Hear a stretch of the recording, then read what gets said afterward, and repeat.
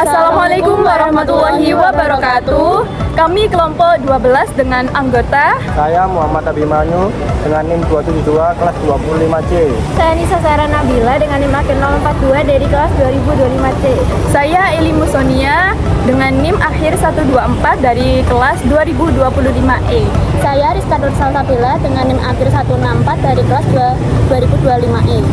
Oke, pada video kali ini kita akan membahas presentasi mengenai materi laporan penelitian.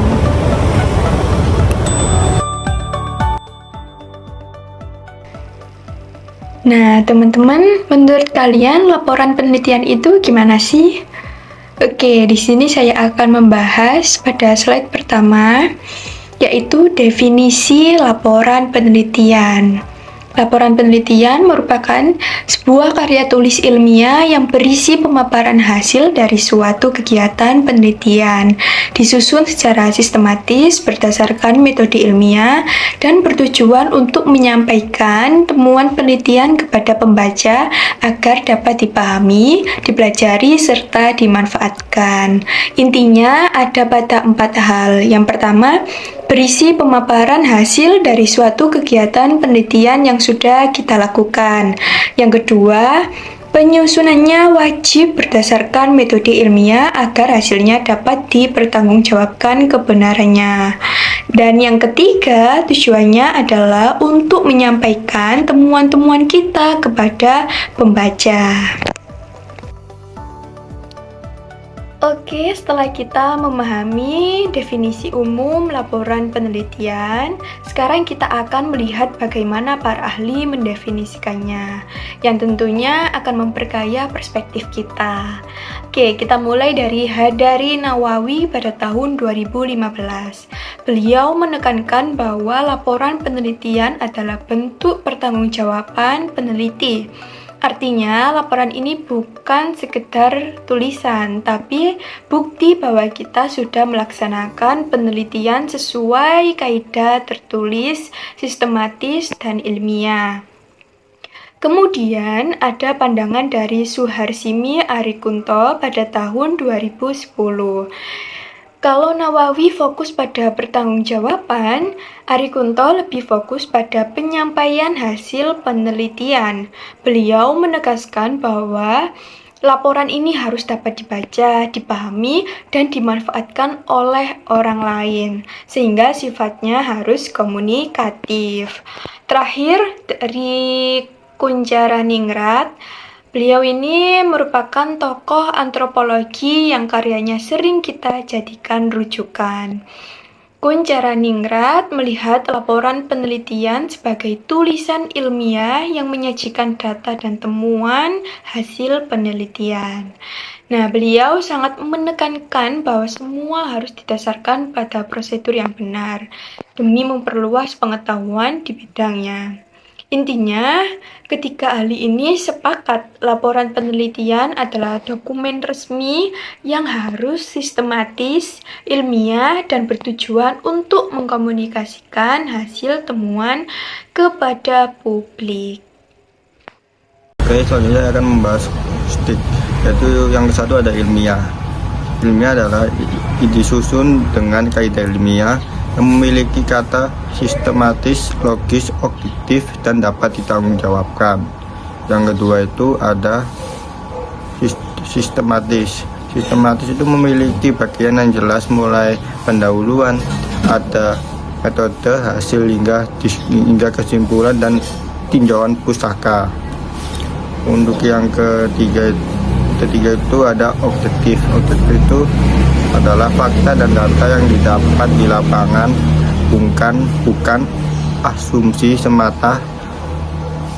Yang keempat itu ada konsisten.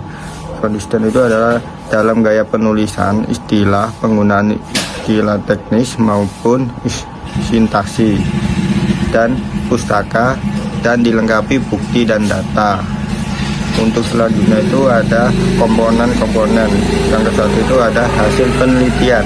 Hasil penelitian itu adalah memiliki isi data, temuan, dan analis yang didapat kegiatan selama dalam penelitian. Untuk yang selanjutnya itu ada sistematis. Sistematis itu disusun mengikuti semua bagian-bagian tentu, yaitu ada 5 contoh, yaitu ada pendahuluan, kajian, metode, hasil, dan penutup. Yang selanjutnya ada objektif. Objektif itu adalah isi yang tidak boleh disalahgunakan pendapat peneliti tanpa ilmiah. Yang selanjutnya itu ada komunikasi ilmiah. Yang dimaksud komunikasi ilmiah itu adalah ditulis dengan bahasa formal dan dapat dipahami oleh pembaca. Tujuan umum: menyampaikan hasil penelitian kepada pembaca secara sistematis, jelas, dan ilmiah, mendokumentasikan proses penelitian sebagai bukti pertanggungjawaban akademik, memberikan kontribusi pada perkembangan ilmu pengetahuan, teknologi, dan masyarakat. Tujuan khusus: memberikan informasi ilmiah.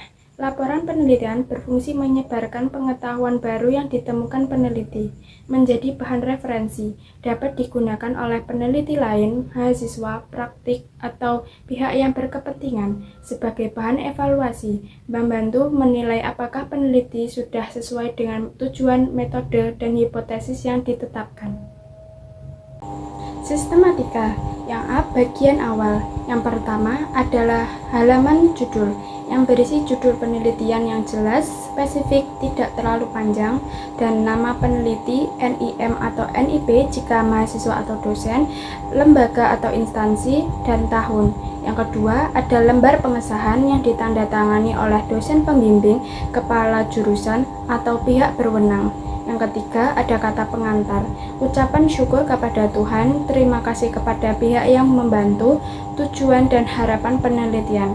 Yang keempat, ada abstrak yang berisi ringkasan penelitian, kurang lebih 150-300 kata, memuat latar belakang singkat, tujuan, metode, hasil utama, dan kesimpulan.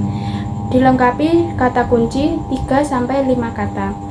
Kelima, ada daftar isi, susunan bab dan subbab dengan nomor halaman. Oke, pada sistematika bagian isi, ada yang pertama pendahuluan. Isi dari pendahuluan tersebut adalah latar belakang, yaitu menjelaskan alasan penelitian dilakukan, serta menguraikan permasalahan yang terjadi, kondisi nyata, dan kesenjangan dengan teori. Kemudian ada rumusan masalah. Rumusan masalah ini biasanya berisi dengan pertanyaan penelitian yang jelas, singkat, dan fokus. Kemudian tujuan penelitian, tujuan umum dan tujuan khusus sesuai dengan rumusan masalah. Kemudian ada manfaat penelitian, ada 2, manfaat teoritis dan manfaat praktis. Kemudian ada tinjauan pustaka atau landasan teori, biasanya berisi dengan kajian teori yang membahas konsep-konsep penting yang berkaitan dengan topik penelitian. Kemudian ada penelitian terdahulu yang berisi ringkasan penelitian relevan untuk memperkuat landasan penelitian. Kemudian kerangka pemikiran, yaitu alur berpikir dari teori menuju hipotesis. Kemudian ada metodologi penelitian. Isinya ada jenis penelitian, yaitu misalnya deskriptif, eksperimen, kualitatif, kuantitatif, dan mixed method. Kemudian ada lokasi atau waktu penelitian, tempat dan lama penelitian tersebut. Kemudian ada populasi dan sampel. Misalnya populasi ini keseluruhan objek penelitian, kalau sampel itu adalah sebagian dari populasi.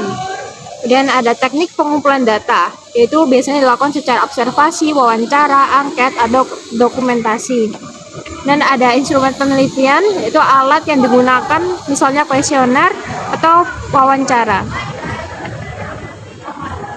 Dan ada teknik analisis data, yaitu cara mengolah data misalnya statistik atau kuantitatif, dan juga dengan kualitatif. Terus ada hasil penelitian dan pembahasan. Isinya ada penyajian hasil penelitian, yaitu data yang diperoleh dari penelitian. Kemudian pengolahan data sesuai metode analisis yang dipilih. Lalu ada pembahasan, yaitu menghubungkan hasil penelitian dengan teori dan penelitian terdahulu. Kemudian yang terakhir ada kesimpulan dan saran. Kesimpulan biasanya berisi mengenai merangkum jawaban dari rumusan masalah. Ditulis secara ringkas, padat, tidak mengulang pembahasan. Kemudian ada saran berisi rekomendasi untuk peneliti berikutnya, praktisi atau pihak yang berkepentingan. Kemudian ada statistika bagian akhir, yaitu biasanya ada daftar pustaka. Daftar pustaka ini berisi sumber yang digunakan. Disusun sesuai gaya penulisan, misalnya apa style. Kemudian ada juga yang berisi buku, artikel, jurnal, atau deskripsi.